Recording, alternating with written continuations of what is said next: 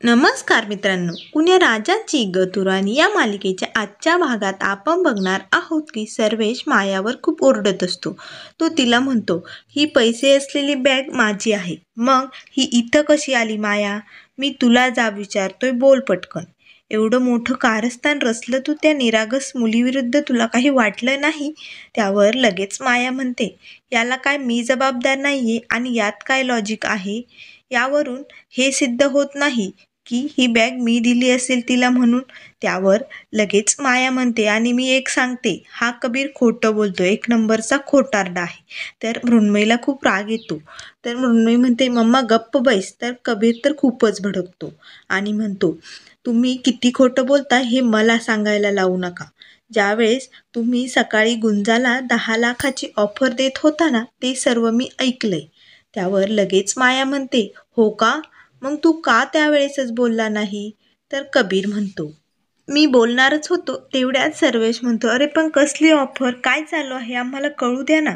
त्यावर लगेच सर्वेशला कबीर सांगतो की गुंजाला माया मामीने 10 लाखांची ऑफर दिली होती मृण्मयी आणि माझ्या आयुष्यातून निघून जाण्यासाठी. तर लगेच सर्वेश म्हणतो, काय? तर हे सर्व ऐकून सर्वांना खूप मोठा धक्का बसलेला असतो. तर लगेच माया म्हणते, हो का? मग तू त्याच वेळेस मला म्हणायला हवं होतं. त्यावर कबीर म्हणतो, मी त्यावेळेस बोलणार होतो, पण त्यावेळेस गुंजाने तुमची ऑफर स्वीकारली नव्हती आणि तसंही आई टेन्शनमध्ये होती, त्यामुळे मला तिथून लगेच निघायचं होतं. म्हणून उशीर नको व्हायला म्हणून मी तो विषय तिथेच टाळला. परंतु ज्यावेळेस गुंजा घर सोडून गेली त्यावेळेस मला लगेच समजलं की हे सर्व कारस्थान तुमचं आहे म्हणून. मी तुम्हाला एक स्पष्टच सांगतो, यापुढे जर तुमच्यामुळे माझ्या घरावर काही प्रॉब्लेम आला ना तर बघा. त्यावर माया म्हणते, तुम्हाला धमकी देतो की काय? कबीर म्हणतो, आता शांतपणे सांगतोय, पण नंतर शांतपणे सांगणार नाही हे लक्षात ठेवा.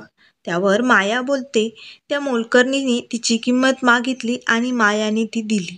ती कुठे गेली, कुठे असेल, काय असेल याच्याशी मायाचा काहीही संबंध नाही.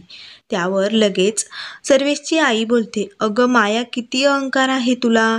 तुझ्या मुलीला रक्त दिलंय तिने, तुझ्या मुलीचा जीव वाचवलाय गुंजाने. त्यावर सर्वेश म्हणतो, आता जर गुंजाला काही झालं ना तर तू माझी बायको आहे हे मी विसरून जाईल बरं का. त्यावर माया म्हणते, हो का? तू आधी कधी बायकोसारखं वागतोय माझ्याबरोबर? तू तर दुसऱ्यांच्या अस्तित्वातच रमून गेलेला आहे, हे तू विसरलाय का? असे म्हणून लगेच माया तिथून निघून जायला लागते. त्यावर सर्वेश म्हणतो, अगं माया, एवढी मोठी चूक केली, निदान त्याची माफी तर माग. तर लगेच माया म्हणते, नाही, इम्पॉसिबल. माया आणि माफी हे कधीच शक्य नाहीये. आणि तू जसा दुसऱ्यांचे झेंडे घेऊन मिरवतोयस तशीच आता मृण्मयी तेच करते. मग शोधा त्या मोलकरणीला. तर मृण्मयी लगेच भडकते आणि म्हणते, मम्मा, हो शोधणारच आहे आम्ही तिला. अगं, हे घर मोडण्यापासून वाचवलंय तिने. तू फक्त पैसा पैसा करत असते. तिला 5 लाख मिळाले तरी तिने या घरासाठी वापरले. वरून तुला कळालं असेल ती काय आहे म्हणून. त्यावर लगेच माया म्हणते, मूर्ख आहे ती मुलगी.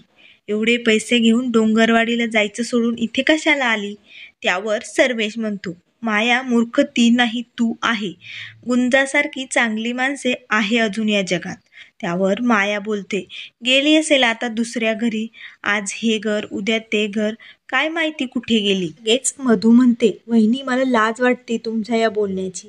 त्यावर लगेच माया म्हणते, आय डोंट केअर. मला नाही वाटत मी चुकले कुठे. त्यामुळे लगेच माया तिथून निघून जाते. तर सर्वेश व सर्वजण मायाकडे बघतच असतात. कारण माया म्हणत असते, मायाने माफी मागणे अशक्य आहे. त्यानंतर मृण्मयी व कबीर लगेच गुंजाला शोधायला जातात.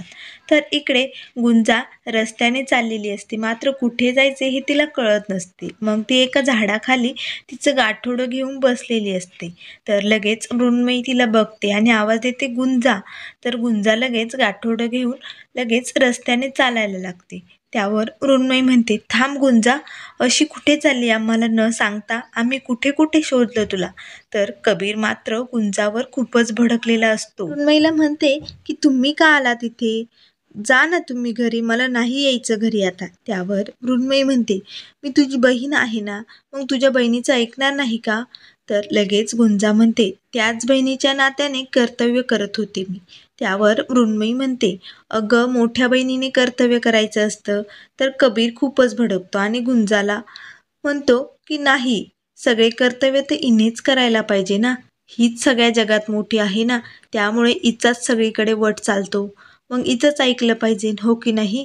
तर गुंजाही खूप रडत असते. यावर मृण्मयी म्हणते, अरे कबीर, किती ओरडतोयस तिला, ही वेळ आहे का आता ओरडण्याची. तर कबीर म्हणतो, मग हे शहर किती वाईट आहे हे हिला माहीत नाही, मग कशाला पडली घराबाहेर आणि का घेतले ना त्या माया मामीकडून पैसे.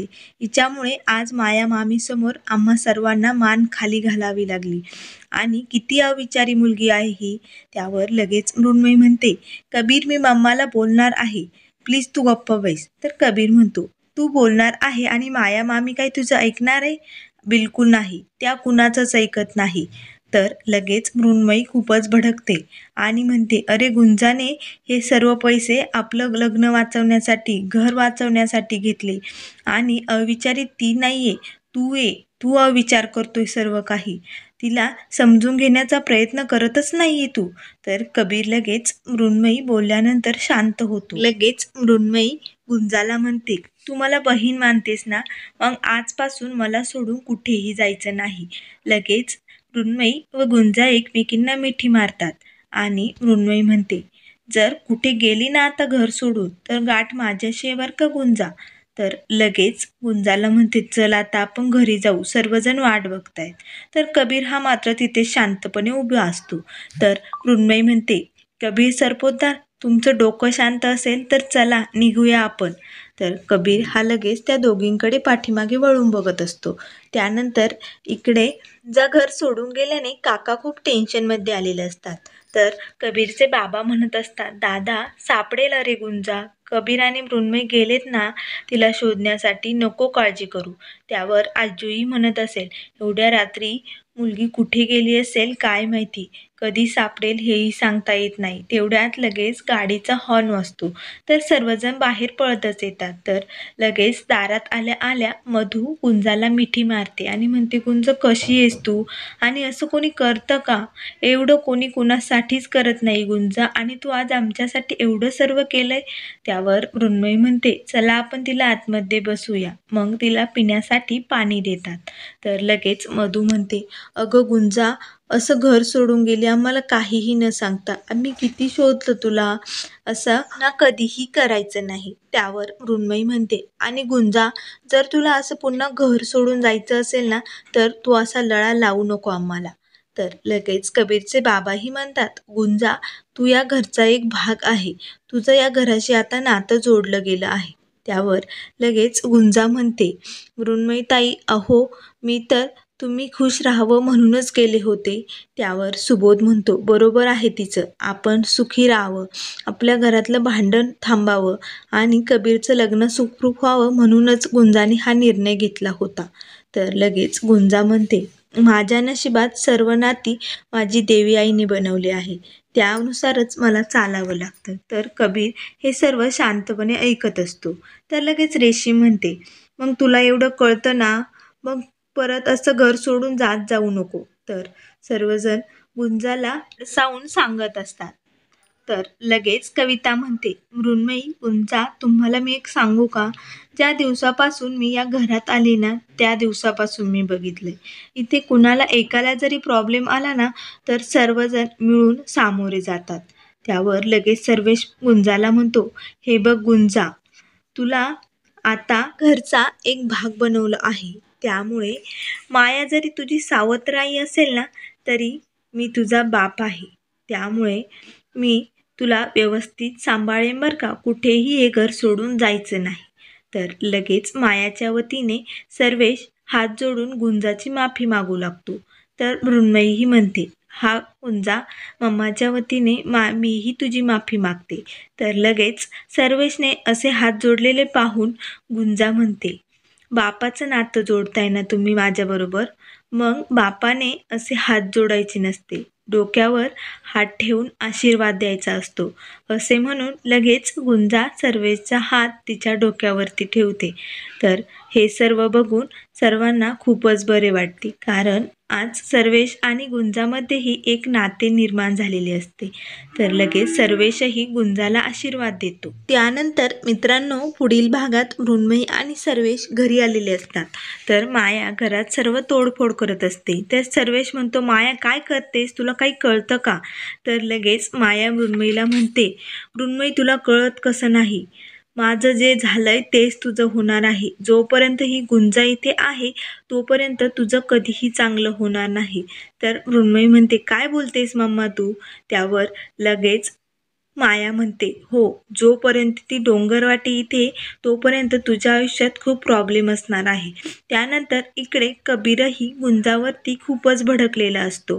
तर गुंजा म्हणते, साईबाब काय होतंय तुम्हाला, मी काय केलंय? लगेच कबीर म्हणतो, त्या दिवशी डोंगरवाडीला खरं तर मी पळून जायला हवं होतं.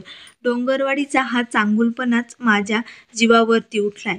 माझं सोड ग, आता तर तू मृण्मयीच्या जीवावरती उठली, असे म्हणून तो गुंजाला खूप ओरडत असतो. त्यामुळे मित्रांनो, अशाच मालिकेंच्या अपडेट पाहण्यासाठी चॅनलला लाईक करा, सबस्क्राईब